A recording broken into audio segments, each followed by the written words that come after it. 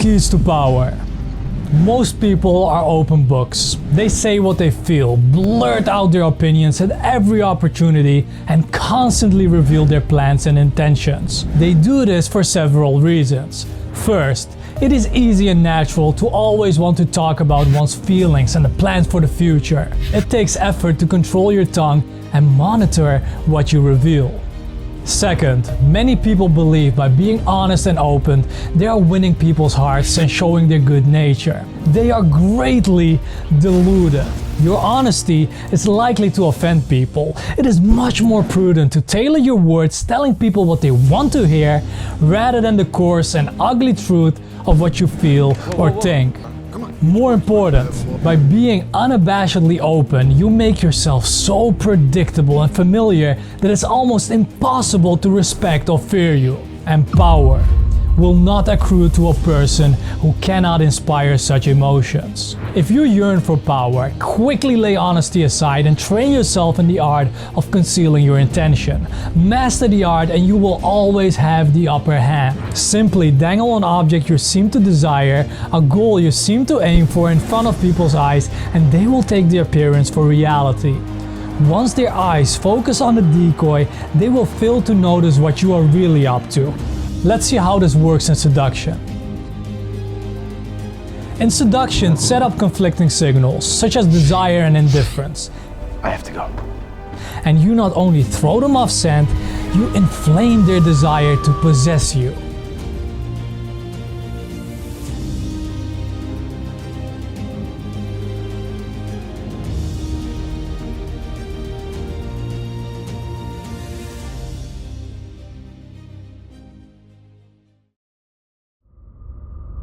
Laws of Power, Law 3. Conceal your intentions. Keep people off balance and in the dark by never revealing the purpose behind your actions. If they have no clue what you're up to, they cannot prepare defense. Guide them far enough down the wrong path, envelop them in enough smoke, and by the time they realize your intentions, it will be too late.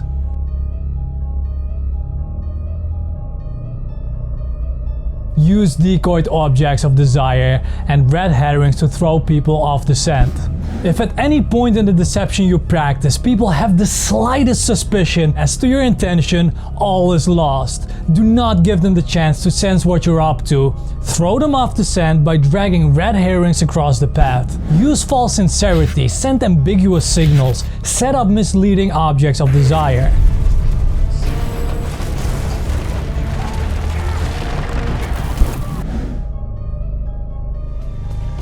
Listening to me, Neo? Or were you looking at the woman in the red dress? Unable to distinguish the genuine from the false, they cannot pick out your real goal.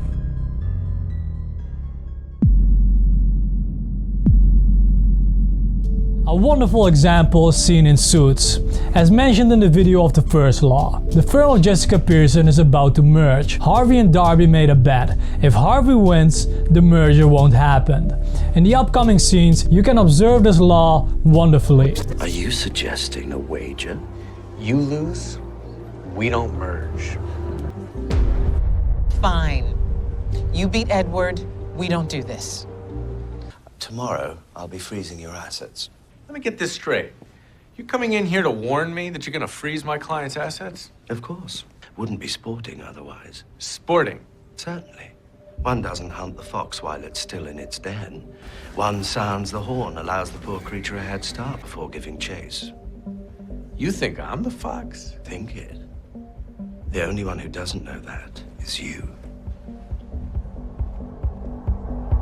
You seem to be upset over my game of let's put the peacock in its place. It's a violation of international law to intimidate a litigant into settling by choking their funding.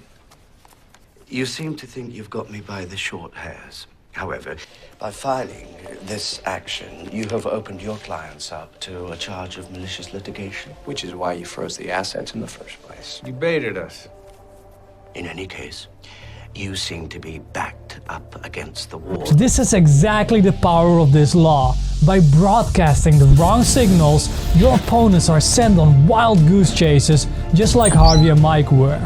Their eyes were on the ball that Darby threw, so conceal your intentions by throwing red herrings. Defiance of the Law. Marquis de Servigne, a lad of 22, handsome, dashing, but hopelessly inexperienced in romance, explained his struggles in pursuing a beautiful but difficult young girl. Nignon decided to take the young man under her wing and help him get the girl. Nignon told him that every step had to be planned and executed with utmost attention to detail and nuance, and to approach the girl with a bit of distance and air of nonchalance. The next time the two were alone together, he would confide the Countess as a friend, but not a potential lover. This was to throw her off the scent. Once the girl was confused, it would be time to make her jealous. At the next encounter, the Marquis would show up with a beautiful young woman at his side. Not only would the Countess be seething with jealousy, she would come to see the Marquis as someone who was desired by others, which gives him instant value. Once the girl was jealous but intrigued, it would be time to beguile her. On Nignon's instruction, the Marquis would fail to show up at affairs where the girls expected to see him. Then, suddenly, he would appear at places she would never expect him. She would be unable to predict his moves. All of this would push her into the state of emotional confusion, and that is the prerequisite for a successful seduction. I was meant to find.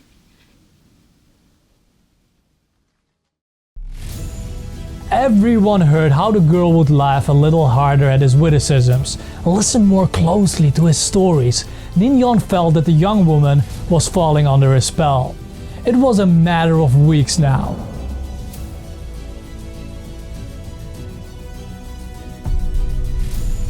A few days later, the Marquis was at the girl's home.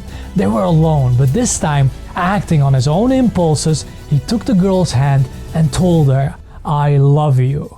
The young woman seemed to be confused, became polite, and then excused herself. The next few times he visited, he was told she was not at home. When she finally admitted him again, the two felt awkward and uncomfortable with each other. The spell was broken. Interpretation. Nignon de L'Enclos knew everything about the art of love. Men and women differ, but deep down inside, they often sense when they're being seduced. They give in because they enjoy the feeling of being led along. Everything in seduction depends on suggestion. You cannot announce your intention or reveal them directly in your words. Instead, you must throw your target off the scent, scramble your signals, appear interested in another man or woman, which is the decoy, then hint at being interested in the target, then feign indifference, on and on and on. Such patterns not only confuse, they excite. I'm partial to a little sweetness in the morning. You care to join me? I'd hate to deny you the pleasure of my company. I think I can manage without it. My loss. Ladies. Oh, that man is trouble. What are we talking about? The fact that he's into me. Were you here? He's into me. Haven't you ever heard go after the second prettiest to get the prettiest attention? No. Well, it's a thing. Huh. You had a thing. Well, two things. But who's counting? Observance of the Law. A tactic that is often effective in setting up a red herring is to appear in support of an idea or cause that is actually contrary to your own sentiments. The same applies for any decoyed objects of desire. Seem to want something in which you are actually not interested at all, and your enemies will be thrown off the scent, making all kinds of errors in their calculation. During the War of the Spanish Succession in 1711, the head of the English army wanted to destroy a key French fort because it protected a vital thoroughfare into France. Yet he knew that if he destroyed it, the French would realize that he wanted it to advance down that road. Instead, he merely captured the fort and secured it with some of his troops, making it appear as if he wanted it for some purpose of his own. As a response to his move, the French attacked the fort and the head of the army let them capture it. Once the French had it back though, they destroyed it, figuring that the English army had wanted it for some important reason. Now that the fort was gone, the road was unprotected and the English army could easily march into France. So the question is, how can you use this in your own life? Robert Greene writes, hide your intentions not by closing up with the risk of appearing secretive and making people suspicious, but by talking endlessly about your desires and goals, just not your real ones. You will kill 3 birds with 1 stone. You appear friendly, open and trusting. You'll conceal your intentions, and you'll send your rivals on time-consuming wild goose chases. Another powerful tool in throwing people off the scent is false sincerity. People easily mistake sincerity for honesty. Remember, the best deceivers do everything they can to cloak their roguish qualities. They cultivate an air of honesty in one area to disguise their dishonesty in others. Honesty is merely another decoy in their arsenal of weapons. Before we move on, friends, before we move to the observance of the law, if you wish to see more content and more laws like this to help you become more powerful or at least recognize the power place in the world, be sure to hit the like and subscribe button because it would be making a huge difference for my channel. By the way, the ethical variant of this law is found in the description down below. Enjoy. Observance of the Law 2. In 1850, the young Otto von Bismarck, a deputy in the Prussian parliament, was at a turning point in his career. Germany was then divided and at war against Austria. Everyone wanted to go to war. The only ones to oppose war were the king and his ministers, who preferred to appease the powerful Austrians. Throughout his career, Bismarck had been a loyal, even passionate supporter of Prussian might and power. He dreamt of German unification, of going to war against Austria and humiliating the country that for so long had kept Germany divided. As a former soldier, he saw warfare as a glorious business. Bismarck nevertheless gave a speech in Parliament at the height of the war fever that astonished all who heard it. Not only did Bismarck go on to say that going to war is madness, but, strangest of all, he praised Austria and defended her actions. This went against everything he had stood for. Bismarck was against the war. What could this possibly mean? Eventually the king won out and the war was averted.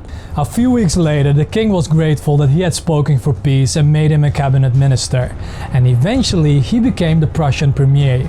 In this role, he eventually led his country, a peace-loving king, into war against Austria, crushing the former empire and establishing a mighty German state with Prussia at its head. Interpretation. Bismarck made several calculations. A. Prussia's army wasn't ready for war and would lose. B. The king and his conservative ministers wanted peace. Bismarck wanted power. The answer was to throw people off the scent by supporting a cause he detested. And it was because of Bismarck's speech that the king made him a minister and later rose to be a prime minister, attaining the power to strengthen the military and accomplish what he wanted all along: the humiliation of Austria and the unification of Germany under Prussia's leadership. Bismarck was certainly one of the cleverest statesmen who ever lived, a master of strategy and deception. Had he announced his real intentions, he would not have won the argument. By being completely insincere and sending misleading signals, however, he deceived everyone, concealed his purpose, and attained everything he ever wanted. Friends, such is the power of hiding your intentions.